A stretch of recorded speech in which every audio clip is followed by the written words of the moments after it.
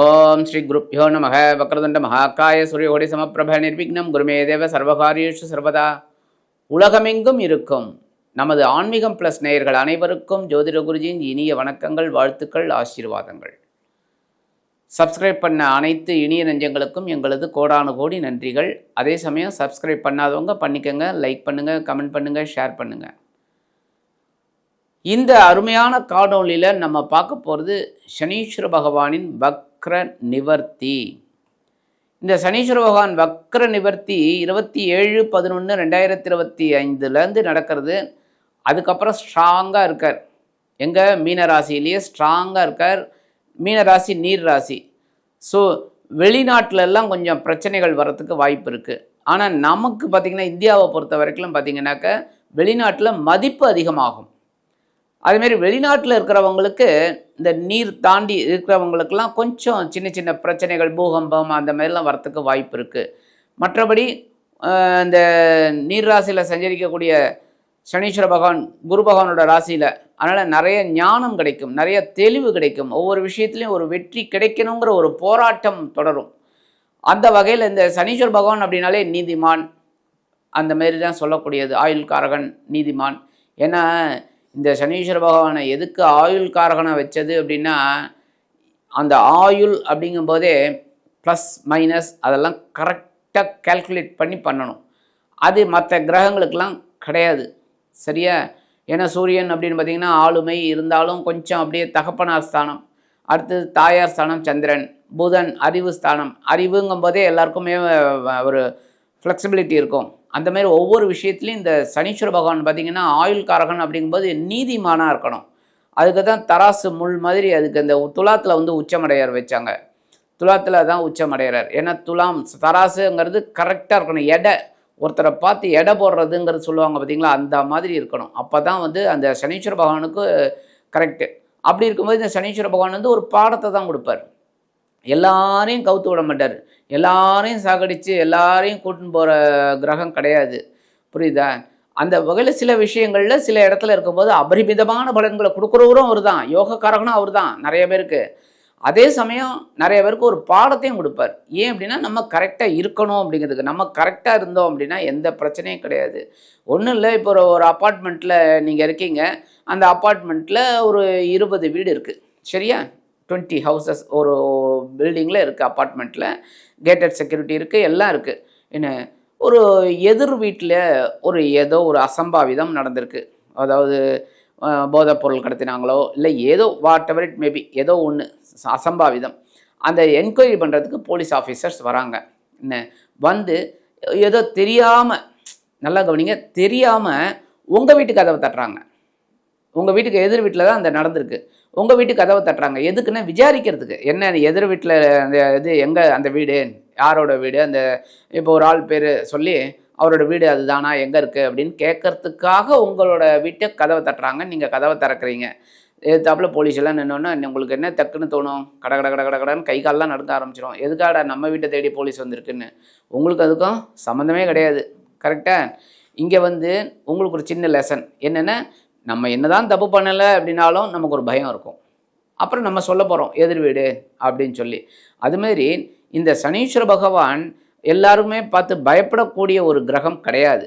இந்த சனீஸ்வர பகவான் வந்து நமக்கு ஒரு பாடத்தை கொடுப்பார். அப்படிங்கும்போது நம்ம தெளிவாக இருக்கணும் அப்படிங்கிறதுக்கு தான். தெளிவு கண்டிப்பாக வேணுங்க. தெளிவற்றவன் உங்களுக்கே தெரியும் பைத்தியம். அப்போ தெளிவாக இருக்கணுங்கிறதுக்காக தான் இந்த கிரகம் வந்து அந்தந்த வேலைகளை செய்கிறது. ஸோ சனீஸ்வர பகவான் இப்போ வந்து மீன ராசியில் அதி அற்புதமாக உட்காந்துட்டு வக்கரமாக இருந்தார். இப்போ வக்கர நிவர்த்தி ஆகி அதி அற்புதமாக ஜொலிக்க போகிறார். 27/11/2025 இருக்கார். இன்னும் கிட்டத்தட்ட 2026 தான் மறுபடியும் ஒரு வக்கர கதி அடைவார். ஏன்னா எப்போவுமே ஒரு ராசியில் 2 தடவை வக்கர கதி அடைகிறது இவர் தான். ஸோ வக்கர கதி அடையும் போது மறுபடியும் அடுத்த வருஷம்தான். ஸோ இப்போ வக்கர நிவர்த்தி அடைஞ்சு முழு பலன்களை கொடுக்க போகிறார். அது சில பேருக்கு சுப பலன்களாக இருக்கும், சில பேருக்கு அசுப பலன்களாக இருக்கும், சில பேருக்கு பாடம் கற்றுக் கொடுக்குற ஒரு பலன்களாக இருக்கலாம். அதனால் சில விஷயங்கள் நடக்கக்கூடிய ஒரு அம்சம் இந்த சனீஸ்வர பகவானால் கிடைக்கும். ஆக இந்த வக்கர நிவர்த்தி ஆகி முழு பலத்தோட, ஏன் அப்படின்னா வக்கரம் அடையும் போது ஒரு பலம் இருக்கும், பலமே இல்லைன்னு இருக்கும். ஏன்னா வக்கரம் அப்படிங்கும்போதே அது பின்னோக்கி நகரக்கூடிய ஒரு அம்சம் அப்படின்னு ஒரு இது இருக்குது. அப்போ பலம் இழந்த ஒரு கிரகம் முழு பலத்தோட இப்போ ஒர்க் அவுட் ஆக போகிறது. அப்போ நிறைய ராசிகளுக்கு நிறைய நன்மைகளை கொடுக்கும், நிறைய ராசிகளுக்கு ஒரு பாடங்களை கொடுக்கும். சரி, அந்த வகையில் ஒவ்வொரு ராசிக்கும் இந்த சனீஸ்வர பகவான் வக்ர நிவர்த்தி ஆகி என்னென்ன பலாபலன்களை கொடுக்க போகிறார் அப்படிங்கிறத பற்றி நம்ம இப்போ தெளிவாக பார்ப்போம். இப்போ இந்த பதிவுக்கு போகலாமா? அன்பான மிதுன ராசி நேர்களே, இந்த அருமையான காணொலியில் நம்ம பார்க்க போகிறது சனீஸ்வர பகவானின் வக்ர நிவர்த்தி. ஏன் இதுக்கு ஒரு முக்கியத்துவம் கொடுக்குறோம் அப்படின்னா, வக்ரம் ஆகும்போது ஒரு சில கிரகங்களுக்கு ஒரு சில நன்மைகள் இருக்கும். அதே சமயம் வக்ர நிவர்த்தி ஆகும்போது முழு பலத்தோட சில ராசிகளுக்கு நன்மைகளை கொடுக்கக்கூடிய ஒரு கிரகங்களாக அமையும். அப்போ இந்த வக்ர நிவர்த்தி, சனீஸ்வர பகவான் வக்ர நிவர்த்தி அடையிறது ரொம்ப விசேஷம். ஏன் அப்படின்னா, கிட்டத்தட்ட வக்ரங்கிறது 6 மாத காலம் அவர் வக்ரமாக இருப்பார். அதுக்கப்புறம் தான் வக்ர நிவர்த்தி ஆவார். அப்போ வக்ர நிவர்த்தி ஆகும்போது 6 மாதமாக ஒன்றும் இல்லை, ஒருத்தனுக்கு நீங்கள் அப்படியே ஒரு ரூமில் போட்டு அடைச்சி வச்சுக்கிட்டு அதுக்கப்புறம் அவங்கள ரிலீஸ் பண்ணுங்கள், அவங்களுக்கு இந்த உலகம் பெருசாக தெரியும், ஒரு இதுவாக தெரியும், ஒரு சந்தோஷமாக இருக்கும், ஆஹா அப்படின்னு. அந்த மாதிரி இந்த கிரகம் வக்ர நிவர்த்தி ஆகும்போது முழு சுப பலத்தோட ஒரு அற்புதமான ஒரு பலன்களை கண்டிப்பாக கொடுப்பார். இந்த சனீஸ்வர பகவான் உங்களுக்கு பார்த்திங்கன்னா சூப்பர். ஏன்னா அஷ்டமாதிபதி பாக்யாதிபதி, பாக்கியங்களை கொடுக்கக்கூடியவர் அவர் தான். என்ன, அப்போ 8, 9 கூடையவர் எங்கே இருக்காருன்னு பார்த்தீங்கன்னா ஜீவனஸ்தானம் அப்படிங்கிற 10ஆம் இடத்துல வக்கரத்தில் இருந்தார். வக்கரத்தில் இருக்கும்போது என்னென்ன பலன்களை கொடுத்தார்? வக்கரமாக இருக்கும்போது உத்தியோகத்தில் நெருக்கடிகளை கொடுத்தார். இல்லைன்னே சொல்ல முடியாது. நீங்கள் கண்டிப்பாக கமெண்ட்ஸில் சொல்லுங்கள். நெருக்கடிகளை கொடுத்தார், வேலை பலுவை கொடுத்தார். ஏன்னா இவங்க எப்படி செய்யலாம் பார்க்கலான்னு. அப்புறம் அதை செய்ய முடியாத ஒரு சுச்சுவேஷன் நிறைய பேருக்கு அமைஞ்சிருக்கு. அதுமாரி தொழில் வியாபாரம் முடக்கமாயிருக்கு, நிறைய பேருக்கு ஸ்தம்பிச்சுது, நிறைய பேருக்கு பரவாயில்லைங்கிற மாதிரி போயின்னு இருக்கு. இந்த பரவாயில்லை அப்படின்னு போகிறவங்களுக்குலாம் பார்த்திங்கன்னா ஜனனகால ஜாதகம் அற்புதமாக ஒர்க் அவுட் ஆகும். அதனால தான் அவங்களுக்கு அந்த மாதிரி ஒரு அமைப்பு. மற்றபடி இந்த சனீஸ்வர பகவான் 8, 9 குடையவர் 10ல் இருக்கும் வக்கரமாக இருக்கும்போது நிறைய பிரச்சனைகளை சமாளிச்சிங்க. நேர்லேயும் பார்த்துட்டீங்க, நிறைய சமாளிச்சிட்டிங்க. வீட்லேயும் ஏகப்பட்ட குழப்பங்கள், உங்களுக்கு மரியாதையே இல்லை. கரெக்டாக? மிதுனராசி என்பவர்களுக்கு குடும்பத்தில் மரியாதையே இல்லாமல் போயிடுது. நீங்கள் எவ்வளோதான் கோடிக்கணக்கில் பணத்தை கொட்டினா கூட உங்களுக்கு அங்கே ஒரு மரியாதை கிடையாது. ஒரு சின்ன ஜீவன் கூட உங்களை மதிக்கலை. அந்த மாதிரிலாம் சில விஷயங்கள்லாம். ஆனால் சமூகத்தில் பார்த்திங்கன்னா உங்களுக்கு அந்தஸ்து மரியாதை எல்லாமே உண்டு. சமூகத்தில் வெளியிடங்களில் உங்களுக்கு இருக்கிற மரியாதை குடும்பத்தில் இருக்காது.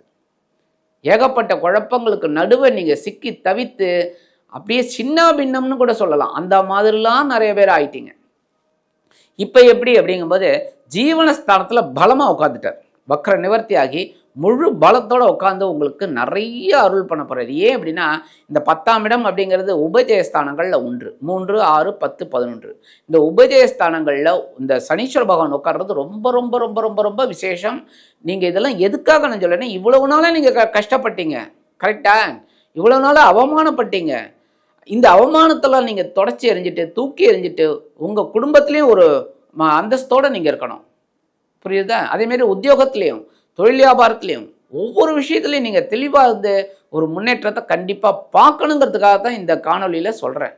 அப்போ இந்த 10ஆம் இடத்துல இருக்கக்கூடிய இந்த சனீஸ்வர பகவான் உங்களுக்கு தொழில் ரீதியாக இருக்கிற முடக்கத்தை முதல்ல எடுத்து உத்தியோகத்தில் ஒரு முன்னேற்றத்தை கொடுப்பார், தொழில் வியாபாரத்தில் முன்னேற்றத்தை கொடுப்பார். எப்படின்னா, வேலைபளு அதிகமாக இருந்தாலும் சுறுசுறுப்பாக இயங்கக்கூடிய ஒரு வாய்ப்பை கொடுப்பார். யார்? இந்த மந்தக்காரகன். இவர் மந்தம் அப்படின்னா, இவர் மந்தக்காரகன் அப்படின்னு எதுக்காக வச்சது தெரியுமா? இவர் சூரிய பகவானிலேருந்து ரொம்ப தூரத்தில் இருக்கார். அவர் என்ன, சூரியனோட ஒளியை மெதுவாக வாங்கித்தான் அவர் இயங்குறார். அதனால தான் 2.5 வருஷம் 3 வருஷம் ஒரு ராசியில் அவர் இருக்கார். வக்கரம் 2 தடவை ஆறாரு, வக்கர நிவர்த்தி ஆறாரு. அதுதான் அப்படிப்பட்ட சூழலில் இந்த சனீஸ்வர பகவான் உங்களுக்கு ஜீவனஸ்தானத்தில் பல பல பல விதமான ஒரு முன்னேற்றத்தை கண்டிப்பாக கொடுப்பார். அதேமாரி குடும்பத்தில் ஒரு முன்னேற்றம், சுபகாரியங்களில் இருந்த தடைகள் எல்லாமே நிவர்த்தியாகி ஒரு நன்மைகள் உங்களுக்கு கிடைக்கக்கூடிய ஒரு காலகட்டம் இந்த வக்ர நிவர்த்தி. சரி, ஏன் இன்னமும் கொஞ்சம் கஷ்டங்கள் இருக்குது? மிதுனராசி என்பவர்களுக்கு இன்னமும் கஷ்டங்கள் இருக்குது. இந்த எல்லாருமே கேட்குற மாதிரி ஏன் இந்த அவல நிலை அப்படிங்கிற மாதிரிலாம் இருக்குது. அப்படி இருக்கும்போது பார்த்திங்கன்னா உங்களுக்கு சனீஸ்வரன் 3ஆம் பார்வையாக உங்களோட 12ஆம் இடத்தை பார்க்குறாரு. ஸோ விரயங்கள் உங்களுக்கு அனாவசியமாக வந்துட்டுருக்கு. கரெக்டாக? கொஞ்சம் டைரி நோட் பண்ணிங்கன்னு வச்சுக்கோங்க, உங்களுக்கே தெரியும் அவசியமான செலவு எது, அனாவசியமான செலவு எதுன்னு பாருங்கள். அனாவசியமான செலவு தான் பெருசாக இருக்கும். கிட்டத்தட்ட 70-80% இருக்கும். அவசியமான செலவு 20% தான் இருக்கும். அந்த மாதிரி அனாவசியமான செலவும் வந்திருக்கு. அதேமாரி 7ஆம் பார்வை உங்களோட சுகஸ்தானத்தை பார்க்குறாரு. சுகஸ்தானம் அப்படின்னாலே நீங்களே பார்த்துக்கோங்க, சுகஸ்தானத்தை ஒரு சுபகிரகம் பார்த்தா அதிரடி யோகம். அதே சமயம் சனீஸ்வர பகவான் பார்க்கும்போது என்ன ஆகும்? சுகங்களை குறைப்பார். என்ன? தூக்கமின்மை, சரியான ஒரு இது இல்லை என்ன, அதேமாரி உங்களோட சொத்து வாங்கணும், சுகம் வாங்கணும், ஏதாவது ஒன்று வாங்கணும் முடியல, டைட்டாக இருக்குது. ஒன்று கேஷ் பேலன்ஸ் கம்மியாக இருக்குது, இல்லைன்னா நீங்கள் எதிர்பார்த்த அந்த பணம் வரலை, இந்த மாதிரிலாம் இருக்குது. உறவினர்கள்ட்ட ஒரு மனக்கசப்பு, வெளியூர் பயணங்களில் ஒரு சின்ன ட்ரபிள், இந்த மாதிரிலாம். ஆனால் அதெல்லாம் என்ன பண்ணணும்னா சமாளிக்கணும். நீங்கள் அப்படியே அதை உங்களோட ராசிநாதன் புதன், அதுக்கேற்ற மாதிரி ஒர்க் அவுட் பண்ணணும்.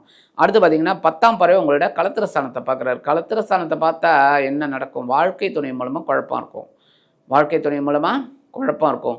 நண்பர்கள் மூலமாக குழப்பம் இருக்கும். ஒன்றும் இல்லை, நண்பர்கள்ட்ட பேசிகிட்டே இருப்பீங்க, சண்டை ஆகிடும். ஏதோ ஒன்று பேசுவீங்க, அது பிரச்சனை ஆகிடும். அந்த மாதிரிலாம் ஒரு சிச்சுவேஷன். அதேமாதிரி தொழில் வியாபாரத்தில் இருக்கிறவெல்லாம் ரொம்ப கவனமாக இருக்கணும். ஏன்னா சனீஸ்வரனோட பார்வை அந்த மாதிரி, அதனால் கவனமாக இருக்கணும்.